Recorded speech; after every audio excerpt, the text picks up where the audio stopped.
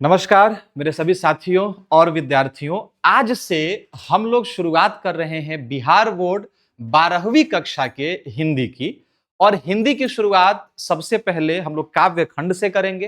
काव्य खंड में जो सबसे पहला काव्य है वो है मलिक मोहम्मद जायसी के द्वारा लिखी हुई कड़बक।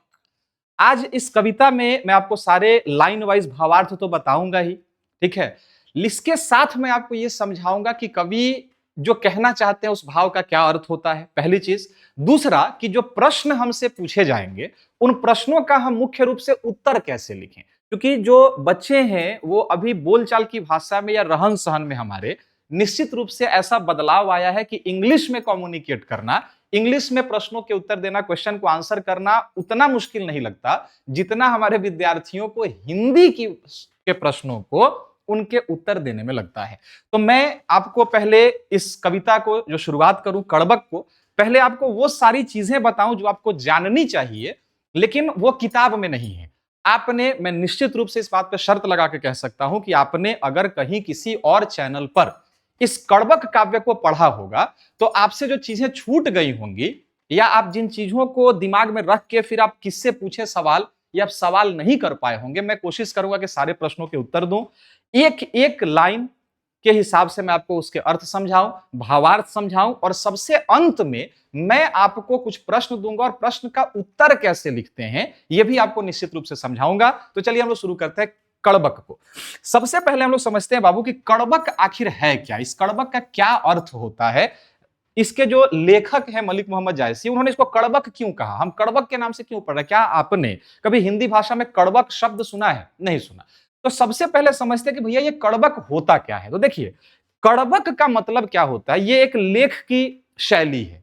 ये एक ऐसे लेख की शैली है जिसमें जो कवि होते हैं वो 4-5 चौपाइयों के बाद एक दोहा को प्रयोग करते हैं। जैसे जब आप इस कविता को पढ़ेंगे, आपने अगर इस आपके पास अगर इसकी किताब है तो आप अगर इस किताब को लेंगे तो आप ये पाएंगे कि यहां जो चौपाइयां हैं, इन चौपाइयों के बाद आपको सबसे अंत में एक दोहा मिलता है, फिर दूसरे भाग में भी सबसे अंत में एक दोहा मिलता है। तो एक लिखावट की शैली है, ठीक है, जिसको हम लोग कड़बक कहते हैं। और ये जो कड़बक है ये मलिक मोहम्मद जायसी के द्वारा जो महाकाव्य लिखा गया था पद्मावत, ठीक है, जी हाँ, वही पद्मावत जिसके ऊपर आपने मूवी भी देखा होगा पद्मावती, जिसमें एक राजा रतन रावल सिंह थे और रतन रावल सिंह की जो पत्नी थी वो सिंघल प्रांत की राजकुमारी थी। वहां वो मोती वगैरह लेने गए थे, वहां उनको उनसे प्रेम हो गया। और पद्मावती जो थी वो इतनी खूबसूरत थी, इतनी रूपवान थी कि उनके रूप की चर्चा एक राघव चेतन नाम के मंत्री ने, जिसको दरबार से रतन रावल सिंह ने निकाल दिया था, उसने जाके अलाउद्दीन खिलजी को कर दिया। अलाउद्दीन खिलजी काम वासना में इतना अंधा हो गया कि उसने राजा रतन रावल सिंह के किले पे आक्रमण कर दिया। अंत में रतन रावल सिंह तो शहीद हो ही गए, वीरगति को प्राप्त उन्होंने कर ही लिया। अलाउद्दीन खिलजी के हाथ भी कुछ नहीं लगा और रानी पद्मावती ने अपने साथ बहुत सी युवतियों को लेके, राजकुमारियों को लेके जौहर कर लिया, अग्निकुंड में उन्होंने स्नान कर लिया। ये कहानी आपने सुनी है। तो ये जो पद्मावत जो है, जो मलिक मोहम्मद जायसी ने लिखी है, ये उसी से लिया हुआ दो भाग है। अब इन दोनों भाग में है क्या बाबू, दो भाग में कवि ने इसको डिवाइड किया है, इसको बांटा है। जो पहला भाग है उस पहले भाग में जो लेखक हैं वो अपने आप के बारे में बताते हैं और वो कहते क्या है कि देखो, कोई भी जो चीज है इस धरती पे, जो भी सुंदरता है, वो परिपूर्ण कोई नहीं है, सब में कुछ ना कुछ कमियां होती हैं, मेरे भीतर भी कुछ कमियां हैं। और जो दूसरा भाग है उसमें वो बताते हैं कि किस तरीके से जो लेख होता है, जो रचनाएं होती हैं, वो हमेशा के लिए अमर हो जाती हैं। लोग आते हैं, लोग चले जाते हैं। जो लेख है, जो लिखावटें हैं, जो काव्य हैं, जो रचनाएं हैं, जो महाकाव्य है, वो सर्वदा के लिए इसी सृष्टि पर रह जाती हैं। मतलब ना वो पद्मावती है, ना वो रतन रावल सिंह है, ना वो राघव चेतन है और ना ही वो अलाउद्दीन खिलजी है, लेकिन पद्मावत तो है। मूवी तो आपने देखी है, कड़बक तो आपको पढ़ना है। तो इस हिसाब से अब पहले हम लोग मलिक मोहम्मद जायसी के बारे में समझते हैं कि भैया मलिक मोहम्मद जायसी जो हैं ये आखिर हैं कौन। तो देखिए, मलिक मोहम्मद जायसी का जन्म कब हुआ था? तो इनका जो जन्म है बाबू वो संभवतः, मलिक मोहम्मद जायसी को हम लोग देखते हैं, मलिक मोहम्मद जायसी, ठीक है, मलिक मोहम्मद जायसी। बाबू थोड़ा सा ध्यान से पढ़ेंगे, थोड़ा सा आराम से रखेंगे। मलिक मोहम्मद जायसी का जन्म जो है वो संभवतः 1492 में हुआ था। अब इस बात को ध्यान देंगे, संभवतः, चूंकि इसका कोई प्रमाण नहीं है लिखित, उस समय birth certificate, date of birth तो बनता नहीं था, तो संभवतः जो है वो 1492 में हुआ था। अब कुछ चीजें जानने वाली ये हैं कि आखिर जो मलिक मोहम्मद जायसी हैं वो कैसे कवि हैं, उनका जेनरे क्या है। इंग्लिश में जेनरे कहते हैं, हिंदी में उसको जॉनर कहते हैं। क्या जॉनर है उनका, किस तरीका की वो कविताएं लिखते हैं। तो मलिक मोहम्मद जायसी जो है बाबू वो भक्ति काल के कवि हैं। कब के कवि हैं वो? भक्ति काल। यहां ध्यान देंगे, ये वो पॉइंट्स हैं, ये वो जानने लायक चीजें हैं जो हर बच्चे को जानना चाहिए, ठीक है। और यहां से सवाल जो है वो भर भर के पूछता है। तो देखिए भक्ति काल के ये कवि हैं। अब सवाल ये उठता कि भक्ति काल कब से कब तक चला, तो भक्ति काल 14वीं शताब्दी से लेकर 14वीं शताब्दी से 17वीं शताब्दी तक चला है। भक्ति काल मतलब 14वीं शताब्दी से लेकर 17वीं शताब्दी तक भक्ति काल चला। अब ये जो भक्ति काल है वो दो हिस्सों में बट गया। कितने हिस्सों में बटा? दो हिस्सों में बटा। जो पहला हिस्सा था बाबू, यहां ध्यान देंगे, थोड़ा सा मैं इसके कलर को चेंज कर दूं, बैकग्राउंड को चेंज कर दूं मैं, एक सेकेंड।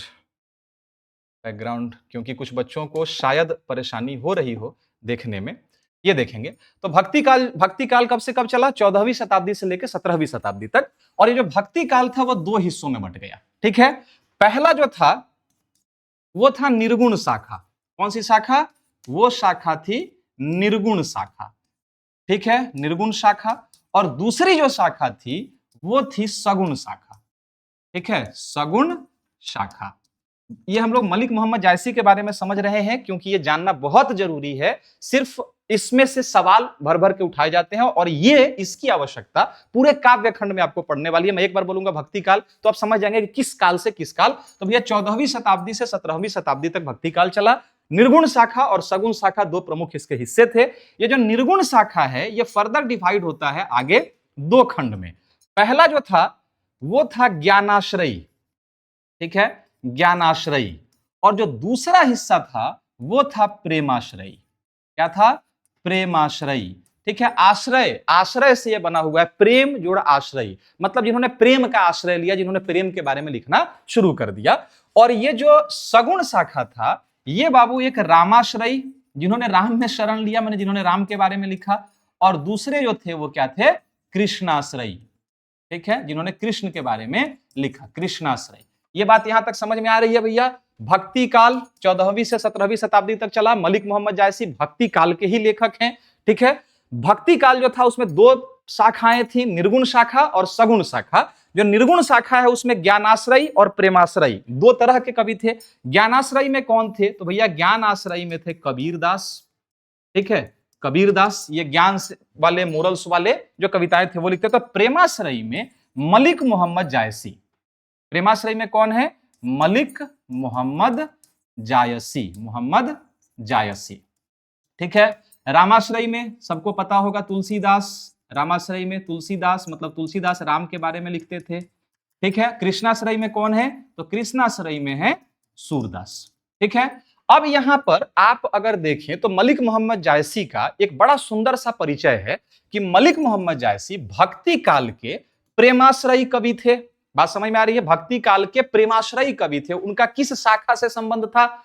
मलिक मोहम्मद जायसी, आप कमेंट सेक्शन में लिख के बताइए, मलिक मोहम्मद जायसी किस काल और किस शाखा के कवि थे? तो जवाब है कि मलिक मोहम्मद जायसी भक्ति काल यानी 14वीं से 17वीं शताब्दी के बीच में। इनका जन्म कब हुआ बाबू? तो इनका जन्म 1492 में हुआ है। 14वीं से 17वीं शताब्दी तक तो भक्ति काल चल रहा था। बात समझ में आ रही है? अब ये भक्ति काल के निर्गुण शाखा के प्रेमाश्रयी कवि हैं। बात समझ में आ रही है? और मलिक मोहम्मद जायसी को बाबू प्रेम का पीर भी कहते हैं, प्रेम का पीर। इनको प्रेम में, एक तो चूंकि ये प्रेमाश्रयी कवि थे तो प्रेम के बारे में लिखते हैं, और इनको प्रेम में बहुत पीड़ा मिली है। पीड़ा मिलने के पीछे की वजह क्या है? इनके थोड़ा सा रूप का हम लोग वर्णन करते हैं, चूंकि इस कविता में यह समझना बड़ा ही आवश्यक है। देखिए, जो मलिक मोहम्मद जायसी हैं, इनका जन्म हुआ, उसके बाद इनको चेचक हो गया। तो चेचक होने के कारण इनके पूरे शरीर पे, पूरे चेहरे पे बड़े बड़े फोड़े और दाग थे। तो रूप आप समझ रहे हैं कि कुरूप थे। दूसरा, इनकी जो बाईं आंख थी उससे वो अंधे थे, बाईं आंख नहीं थी इनकी और बायां कान भी नहीं था। अब भैया एक कवि स्वभाव का आदमी जो प्रेम के बारे में सोचता हो तो ऑब्वियस सी चीज है कि उसको कहीं ना कहीं प्रेम तो हुआ ही होगा। अब इसको प्रेम हो जाए और चेहरे पे पूरा चेचक का दाग, बायां आंख से अंधे और बायां जो कान है उससे सुन नहीं पाते, तो ये आपको नहीं लगता कि ये प्रेम एक तरफा ही रह गया होगा? तो इनको प्रेम में स्वतः स्वयं बहुत पीड़ा का सामना करना पड़ा, इसलिए प्रेम के पीड़ा को समझते हैं और इनके कविताओं में, इनके जो काव्य हैं उसमें भी इनका जो दर्द है, इनकी जो तकलीफ है वो बार बार छलक जाती है। तो ये सारी चीजें स्पष्ट हैं। अगर ये चीजें स्पष्ट हैं तो अब हम लोग आते हैं किस पे, इस कविता के शुरुआत पे, कड़बक पे। ठीक है, अब देखिए इस कविता का बाबू जो पहला पार्ट है, जो पहला हिस्सा है, पहले हिस्से में मलिक मोहम्मद जायसी, अभी आपने बहुत कुछ समझ लिया भाई। सवाल मैंने पूछा था उसका कमेंट सेक्शन में जवाब जरूर दीजिएगा कि मलिक मोहम्मद जायसी का संबंध किस काल से है, किस शाखा से वो संबंध रखते हैं और वो कैसे कवि हैं। तो मलिक मोहम्मद जायसी का संबंध भक्ति काल से है, भक्ति काल के वो निर्गुण शाखा के प्रेमाश्रयी कवि हैं। ठीक है, ये संपूर्ण उनके बारे में हो गया। 1492 में संभवतः उनका जन्म हुआ था, ये बात समझ में आ रही है। कड़बक क्या होता है आपने समझ लिया। कड़बक लिखने की, लेखन की वो कला है जिसमें 4, 5, 7 चौपाइयों के बाद एक दोहा आता है। दोहा मतलब 2 लाइन का एक जिसमें भाव समेटा हुआ। ठीक है, तो पहले पार्ट में, पहले खंड में इस कड़बक के जो मलिक मोहम्मद जायसी हैं वो अपने बारे में बताते हैं और वो कहते क्या है कि देखो मैं एक आंख से अंधा हूं, मैं कुरूप हूं, लेकिन इस कुरूपता के बदले ईश्वर ने मुझे कुछ दिया है। और वो कौन है जो संपूर्ण है? परिपूर्ण तो कोई होता नहीं है, बात समझे, परिपूर्ण कोई नहीं होता। किनके हिसाब से? मलिक मोहम्मद जायसी के हिसाब से। और वो अपने बारे में देखो क्या कहते हैं, किस किस चीज के भीतर क्या कुरूपता है, लेकिन कुरूपता के बदले में इस सृष्टि ने, ईश्वर ने किसको क्या दिया है, ये भी ये इसमें समझाते हैं। ठीक है, तो चलिए हम लोग शुरू करते हैं कड़बक को। अभी तक आपको हिंदी पढ़ने में मजा आ रहा होगा, इतना मैं जरूर समझ सकता हूं भाई। मैं जो भी पढ़ाऊंगा, आप इतना भरोसा रखिए कि जो भी पढ़ाऊंगा उस हिसाब से पढ़ाऊंगा कि आपको लगे कि हाँ भाई मन भर मैंने किसी चीज को पढ़ा है और अब इसमें कोई सवाल मेरे पास नहीं रह गया। ठीक है, अब देखिए लिखते क्या है। अब बाबू देखिए, चूंकि ये उत्तर प्रदेश के रहने वाले हैं, जायसी क्या है, जायसी के संबंध में एक बड़ा अच्छा बात है, मैं आपको बता दूं। आपको लगता होगा कि जायसी किस कास्ट से हैं। देखिए मलिक मोहम्मद जायसी जो है, इनका जन्म उत्तर प्रदेश में अमेठी एक जिला है और अमेठी जिला में जायस नाम के प्रांत में हुआ था। तो इन्होंने जायसी अपने टाइटल में जोड़ लिया। जैसे नहीं क्या इंदौर में जन्म हुआ राहत साहब का, तो उन्होंने अपने नाम में राहत इंदौरी जोड़ लिया। किसी का मायापुर में जन्म हुआ तो मायापुरिया जोड़ लिया। उसी तरह जायस में इनका जन्म हुआ उत्तर प्रदेश के अमेठी जिले में, तो इन्होंने अपने टाइटल में जायसी जोड़ लिया, मलिक मोहम्मद जायसी। 1492 में संभवतः इनका जन्म हुआ था। ये भक्ति काल के निर्गुण शाखा के प्रेमाश्रयी, प्रमुख प्रेमाश्रयी कवि हैं। अब सुनिए, तो चूंकि ये उत्तर प्रदेश के हैं तो थोड़ा सा अवधी टोन इनके लिखावट में दिख जाता है। जो भी शब्द हैं जिनके हिंदी में अर्थ आपको नहीं पता, मैं उसको घेर के समझाता चलूंगा। इसको शुरू करते हैं। देखिए कवि शुरू में कहते हैं कि एक नैन कवि मोहम्मद बुनी, सोई बिमोहा जेई कवि सुनी। देखिए नैन का मतलब क्या है बाबू? नयन मतलब आईज। ठीक है, विमोह, विमोह का मतलब क्या होता है? अट्रैक्ट हो जाना। ठीक है, अट्रैक्ट हो जाना, मेस्मराइज हो जाना। देखिए राइटर क्या कहता है, कहते हैं कि एक नैन कवि मोहम्मद गुनी, सोई बिमोहा जेई कवि सुनी। भले इस मोहम्मद को ईश्वर ने, भगवान ने एक आंख से बनाया है परंतु गुणवान बनाया है। मैं एक आंख का हूं परंतु मैं गुणवान हूं। सोई बिमोहा, वही अट्रैक्ट हो गया, वही मोहित हो गया, जेई कवि सुनी, जिसने भी इस कवि को सुना। बात समझ में आ रही है? भैया मेरे पास एक आंख नहीं है, मैं चेहरे से कुरूप हूं। भगवान ने मुझे रूपवान नहीं बनाया, बलवान नहीं बनाया। एक आंख से अंधा, एक आंख से, एक कान से एक बहरस बना दिया, रूप नहीं दिया, लेकिन मुझे गुणवान बना दिया। कैसे भाव स्पष्ट करेंगे, भावार्थ कैसे लिखेंगे, लाइन का सवाल कैसे आते हैं, ये मैं आपको आगे बताऊंगा। देखेंगे, एक नयन कवि मोहम्मद गुनी, सोई बिमोहा जेई कवि सुनी। एक नैन से मोहम्मद को ईश्वर ने बनाया लेकिन गुणवान बनाया। सोई बिमोहा, वही मोहित हो गया, जेई कवि सुनी, जिसने इस कवि को सुना। अब कैसे, अब देखिए बताते हैं, अन्य उदाहरण वो देते हैं कि भैया किन किन चीजों में कमियां हैं परंतु उनमें कुछ क्वालिटीज भी हैं। कहते हैं चांद जैस जग विधि अवतारा, दीन कलंक कीन उजियारा। जैसे चांद, चांद जैस जग विधि अवतारा, जैसे इस विधि ने, इस यूनिवर्स ने, इस सृष्टि ने चांद को बनाया। दीन कलंक कीन उजियारा, उसे कलंक तो दिया। कलंक का मतलब यहां पे क्या है? दाग है। जैसे चांद को भगवान ने बनाया और उसमें बहुत सारे गड्ढे दे दिए, जगह जगह दाग बनाया। तो अगर आप चांद को देखो तो उसमें भी दाग है, लेकिन हर तरह के अंधकार को तो उसी ने मिटाया। जगत को उजियारा मतलब ब्राइट, रोशन, उजाला वाला तो उस चांद ने ही किया। बात समझ में आ रही है? परिपूर्ण कुछ नहीं है सृष्टि में, संपूर्ण कुछ नहीं है, तो मैं अपना रोना लेके क्यों बैठूं? मुझे भी ईश्वर ने कुछ कमियां दी हैं, तो मेरे भीतर कुछ गुण भी दिए हैं। एक आंख ले लिया, लेकिन ऐसा गुण दे दिया कि जिसने भी मुझे सुना वो मेरे से मोहित हो गया। कैसे? तो जैसे चांद जैस जग विधि अवतारा, जैसे चांद को विधि ने अवतरित किया है। दीन कलंक कीन उजियारा, उजाला है ये, उजियारा अवधि भाषा, चूंकि वो उत्तराखंड, उत्तर प्रदेश से संबंध रखते हैं।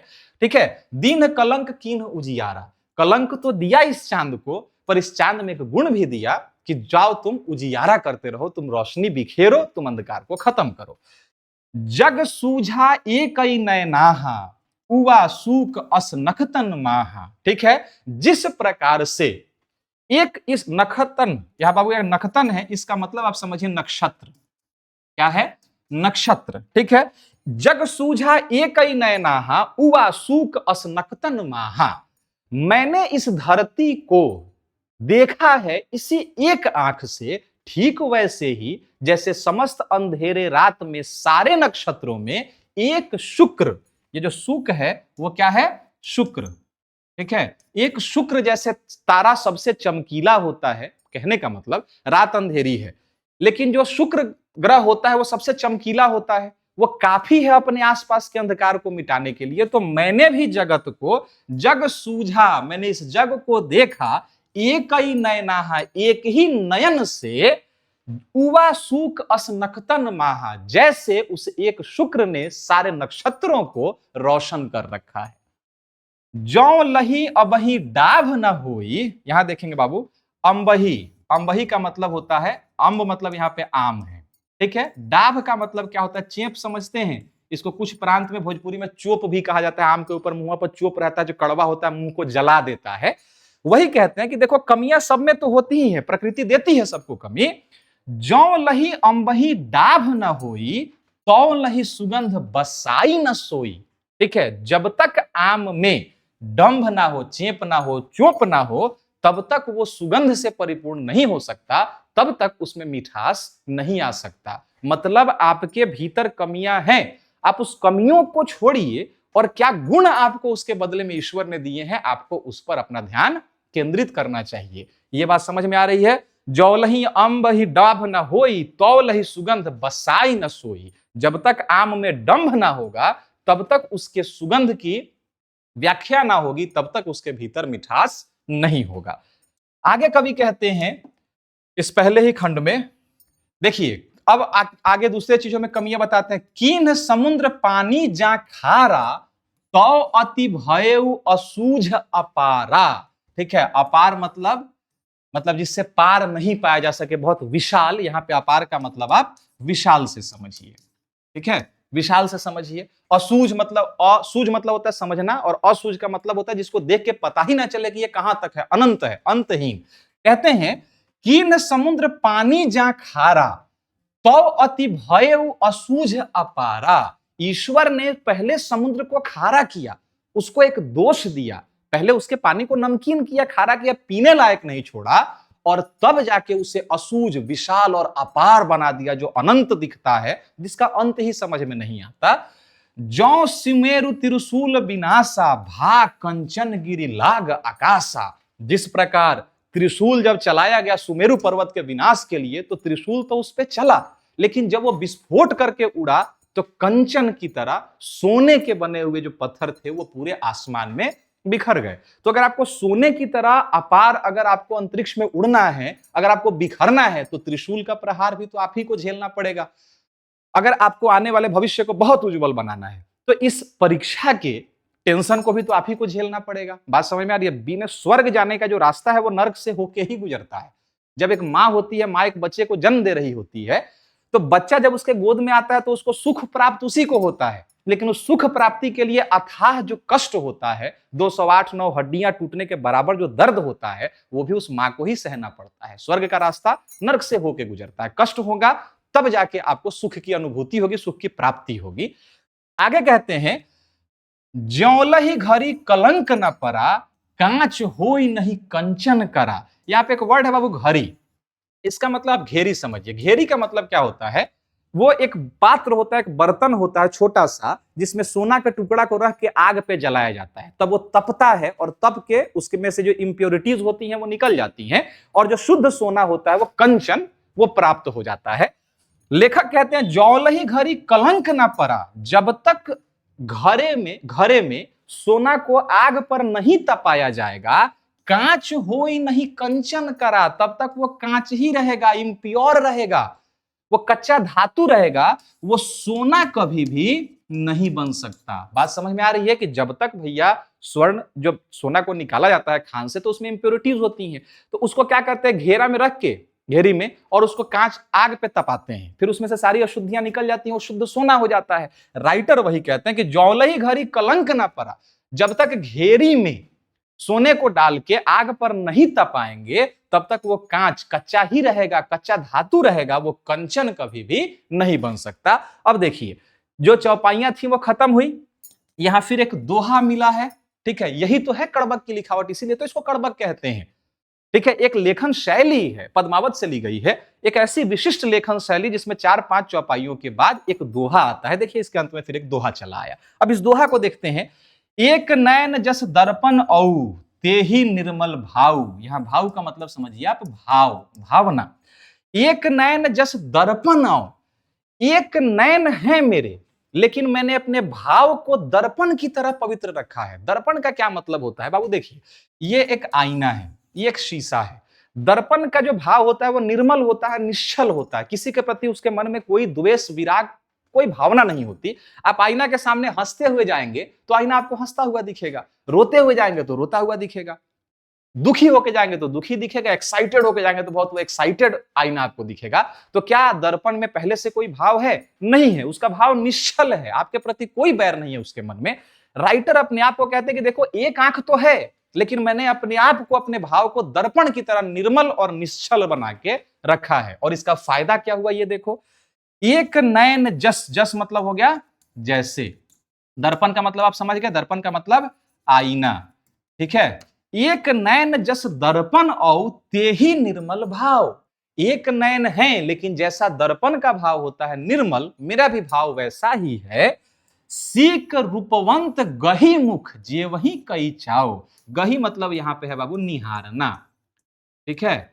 सीक रूपवंत, मेरा नेत्र एक ही है, लेकिन मेरा जो मन है वो निर्मल है, मेरे भीतर गुण है, मैं गुणवान हूं, और इसके बल पे जो रूपवंत, जो रूपवान लोग होते हैं, वो भी मेरे सामने बैठ के मेरा मुंह टुकुर टुकुर ताक रहे होते हैं। जो वही कई चाऊ, कि मैं अब कुछ कहूं और उस बात को वो अपने जीवन में उतार लें, वो गुण लें। आप ही इस कविता को देखिए, एक मनुष्य जो एक आंख से अंधा है, एक कान से वो बहरा है, रूप उसका है नहीं, चारों तरफ से चेचक के दाग हैं, बहुत दुबला पतला सा है, लेकिन वो व्यक्ति कितना आवश्यक हो गया है अपने गुणों के बल पे कि आप अगर 12वीं कक्षा में है तो पहला शुरुआत तो इसी से हो रही है। तो क्या रूपवान होना बहुत जरूरी है? नहीं, गुणवान होना बहुत आवश्यक है। राइटर वही कहते हैं, एक नैन जस दर्पण औ, ते ही निर्मल भाव। एक नैन है, लेकिन जैसा दर्पण का होता है ते ही, बिल्कुल वैसा ही निर्मल मेरा भाव है। सीक रूपवंत गही मुख, जो वही जे वही कई चाऊ। कई रूपवंत, कई रूपवान लोग जो मेरे से ज्यादा रूपवान हैं, वो मेरे पास आते हैं और मेरे मुंह की तरफ टुकुर टुकुर निहार रहे होते हैं कि मैं कुछ कहूं और उस बात को अपने जीवन में उतार ले। तो पहले खंड में उन्होंने अपने बारे में बताया कि मेरे भीतर क्या कमियां हैं और क्या मेरे भीतर संपूर्णता है, किन किन चीजों में क्या कमियां हैं। भगवान अगर कमी देते हैं तो कुछ ना कुछ गुण भी आपको देते हैं। वो दूसरे में आते हैं जिसमें वो पद्मावत के बारे में और प्रेम का परिचय देते हैं। हम देखेंगे दूसरे में क्या है। दूसरा, अब सुनेंगे क्या कहते हैं, मोहम्मद यही कवि जोरी सुनावा, सुना जो प्रेम पीर गा पावा। मोहम्मद मतलब मैं, अपने आप को कहते हैं मोहम्मद, ये कहते हैं मोहम्मद यही कवि जोरी सुनावा, मैंने इस कविता को जोड़ के लिखा है, जोड़ जोड़ के, टुकड़े टुकड़े में कहीं कहीं से समेट के लिखा है, और आपको सुनाना चाहता हूं। सुना जो प्रेम पेर गा पावा, जो इस कविता को सुनेगा वही उसके पीर को, वही उसके दर्द को समझ पाएगा, गुण पाएगा, जान पाएगा। मतलब पद्मावत की जो कहानी है, जो पद्मावती की कहानी है, ये मैंने कहीं से टुकड़े टुकड़े में, जिस तरह कहीं से सीमेंट, कहीं से बालू, कहीं से गिट्टी, कहीं से ईंट लेके एक इमारत बनाई जाती है। बनने के बाद जो उसको देखता है वो निहारता रह जाता है कि भाई ये तो एंटीलिया है, बनाने वाले तो ये ताजमहल बना दिया। ठीक है, लेखक कहते हैं मोहम्मद यही कवि जोरी सुनावा, मैं इस कविता को जोड़ के आपको सुनाता हूं। सुना जो प्रेम पीर गा पावा। ठीक है, जो इस कविता को सुनेगा वही इसके दर्द को समझ पाएगा, वही इसके दर्द को जान पाएगा। आगे कहते हैं मलिक मोहम्मद जायसी, आगे में आते हैं बाबू, यहां देखेंगे। हाँ, आगे कहते हैं कि जोरी लाई रकत, यहां बाबू कुछ चीजें हैं जो आपको नहीं पता होंगी। जोरी लाई रकत कै लेई, गाढ़ी प्रीति नैन जल भेई। रकत का क्या मतलब है? देखिए, रकत मतलब आप समझिए रक्त, ब्लड, खून। ठीक है, ये कहते हैं कि जोरी लाई रकत कै लेई, गाढ़ी प्रीति नैन जल भेई। अपने दर्द को वो बताते हैं और कहते हैं कि सुनो, मैंने इस कविता को रक्त के लेई को लगा के सींचा। लेई का क्या मतलब होता है? पहले जब प्लास्टर वगैरह करने के लिए सीमेंट नहीं होता था तो लेई बनती थी। ठीक है, ताजमहल भी पूरा लेई पर ही जोड़ा हुआ है। उस समय कौन सा एसीसीसी और तरह तरह का ये भाई सीमेंट हुआ करता था। तो ये कहता है कि देखो, इस कविता को मैंने अपने रक्त से लेई बनाकर जोड़ा है। गाढ़ी प्रीति नैन जल भेई। नैन जल का क्या मतलब होता है? नैन जल का मतलब बाबू आंसू, मतलब नैन जल, आंख से जो आंसू जल निकलता है उसी को तो आंसू कहते हैं।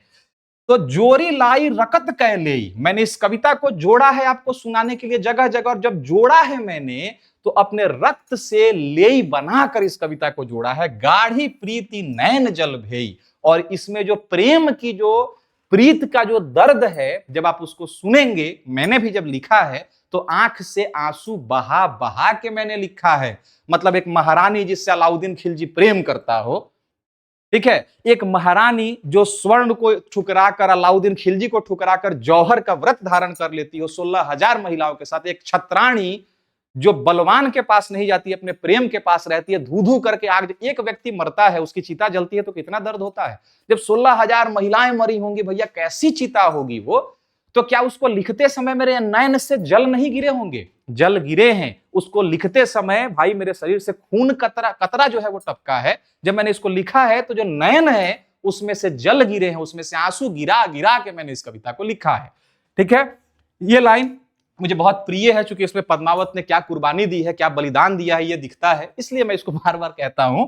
जोरी लाई रकतका लई, गाढ़ी प्रीति नैन जल भेई। मैंने इस कविता को जोड़ा है आपको सुनाने के लिए, और जोड़ा है रक्त से लेई बनाकर। मैंने इसको लिखा है अपने आंखों से जल को बहाकर, अश्रु को बहाकर। औमन जानी कवित अस किन्हा, और मैंने ये जान के इस कविता को किया है, लिखा है। मकु यह रहे जगत मह चिन्हा। मह मतलब यहां पे समझिए मुझे। ठीक है, मुझे। औ मन जानी, और मन में ये जानकर कवित अस किन्हा, इस कविता को मैंने किया है। मकु यह रहे, ताकि ये रहे जगत मह चिन्हा, ये रह जाए और जगत मुझे पहचानता रहे। मैंने ये सोचकर इस कविता को लिखा है। अब ये बताते हैं कि देखिए काव्य की क्या खासियत होती है, क्या खूबियां होती हैं। वो कहते हैं आखिरी लाइन में, कहां सो रतन सेनी यस राजा, कहां सुवा असी बुद्धि उपराजा। बाबू यहां सुवा का मतलब है, सुवा कहिए या सुगा कहिए, पैरट कहिए, तोता कहिए। अगर आपने पद्मावती मूवी देखी है तो आपने उसमें तोता जरूर देखा होगा, जिसने कहा था जब राजा और रानी एकांतवास में थे तो वही तोता नहीं तो इशारा कर दिया था कि राघव चेतन वहां से झांक रहा है, और इन्होंने चाकू चला के मारा, राघव चेतन को लगा और राघव चेतन को तड़ीपार कर दिया। उसी का बदला लेने के लिए अलाउद्दीन खिलजी को जाके मंत्र मुग्ध करता है और पद्मावती के बारे में बता देता है, और वही नालायक के कारण सारा का सारा विध्वंस होता है। ठीक है, लेखक कहते हैं कि कहां सो रतन सेनी यस राजा, कहां सुआ असी बुद्धि उपराजा। भाई अब वो रतन सेन कहां रहे, कहां वो सुआ रहा। ठीक है, वो रतन सेन नहीं रहे, वो सुआ नहीं रहा। कहां अलाउद्दीन सुल्तानु, कहां राघव जही कीन्ह बखानु। कहां वो अलाउद्दीन है, कहां वो राघव चेतन है, कहां वो सुआ है, कहां अब वो रानी पद्मावती हैं, कहां सुरूप पद्मावती रानी, कोई न रहा जग रही कहानी। अब वो अलाउद्दीन नहीं रहा, वो रतन रावल नहीं रहे, वो स्वरूप, वो सुंदर पद्मावती नहीं रही, वो सुगा नहीं रहा, वो राघव चेतन नहीं रहा। ये लाइन बहुत इंपॉर्टेंट है, कोई ना रहा जग रही कहानी। उसमें से तो कोई नहीं रहा, परंतु जग में उनकी कहानी रह गई, और उस कहानी को मैंने आपको बता दिया। कहानी लिखने का ये फायदा है। धनी स्वपुरुष जस कीरति बासु, फूल मरय पर मरय न बासु। यहां देखेंगे, धनी वही पुरुष है, पुरुष पुरुष, ठीक है बाबू, यहां ध्यान देंगे, पुरुष। अब ये जो मूर्धन स है ना, इसको पहले ख पढ़ते थे, जैसे षड्यंत्र, तो उसको प्राचीन इतिहास में खड़यंत्र कहते थे, ठीक है। तो उन्होंने पुरुष लिखा, आप उसको पुरुष समझिए, मेल। ये कहते कि देखो, धनी स्व पुरुष जस कीर्ति बासु, वही पुरुष धनी है जिसकी कीर्ति, जिसका यश रह जाता है, बच जाता है। फूल मरय पर मरय न बासु, पुष्प तो मुरझा के गिर जाते हैं, पर उनकी जो खुशबू है, उनकी जो सुगंध है, वो सदा सर्वदा के लिए उसी बागीचे में रह जाती है। केई न जगत जस बेचा, जश, जस का मतलब आप समझिए यश, ठीक है। केई न जगत जस बेचा, केई न लीन जस मोल, जो यह पढ़े कहानी हम सवैरे दुई बोल। देखेंगे इस दोहा का अर्थ समझें। केई न जगत जस बेचा, ना तो जगत में कोई जस माने यश को बेच सकता है, केई न लीन जस मोल, और ना ही कोई इज्जत प्रतिष्ठा यश खरीद सकता है। क्या आप पैसे से इज्जत खरीद सकते हैं? नहीं खरीद सकते। आप अपना यश बेच सकते हैं? नहीं बेच सकते। लेखक कहते हैं कि केई न जगत जस बेचा, केई न लीन जस मोल, ना तो किसी ने जश को बेचा है और ना किसी ने आज तक जश को खरीदा है। जो यह पढ़े कहानी हम सैवरई दुई बोल, जो यह पढ़ेगा कहानी, वो दो बोल में, दो शब्द में कम से कम मुझे याद तो रख जाएगा। बात समझ में आ रही है? ये लेख के फायदा है। अब आगे हम लोग देखते हैं, ठीक है बाबू, ये कविता रही टोटल, और मुझे लगता है कि आपने संपूर्ण रूप से इसको पढ़ा होगा। पढ़ के आपको निश्चित रूप से बहुत मजा भी आया होगा। लास्ट का जो दोहा है, इसको याद रखिएगा, ये बहुत वीवीआई लाइन है, ठीक है। ये बहुत वीवीआई लाइन है। कोई न जगत जस बेचा, कोई न लीन जस मोल, जस मतलब यश है, जो यह पढ़े कहानी हम सवैरे दुई बोल। ना कोई जस खरीद सकता है, ना कोई यश को बेच सकता है, कम से कम जो यह पढ़ेगा वो दो बोल, दो शब्द मेरे बारे में याद तो रखेगा कि मलिक मोहम्मद जायसी कोई हुआ भी करता था। ये सोच के अपने मन में मैंने इस कविता को लिखा है, ठीक है। ये कहानी है, ये टोटल कविता है, पहला काव्यखंड का पहले कविता। अब आते हैं हम लोग कि भैया मान लो, सपोज करो कि अब हमें ये दो लाइन दे दे, कहां अलाउद्दीन सुल्तानू, कहां राघव जयकीन बखानू, कहां स्वरूप पद्मावती रानी, कोई न रहा जग रही कहानी। अब ये कह दे दिया और कहेगा कि भाव स्पष्ट कीजिए, भावार्थ लिखे। तो भावार्थ लिखेंगे कैसे?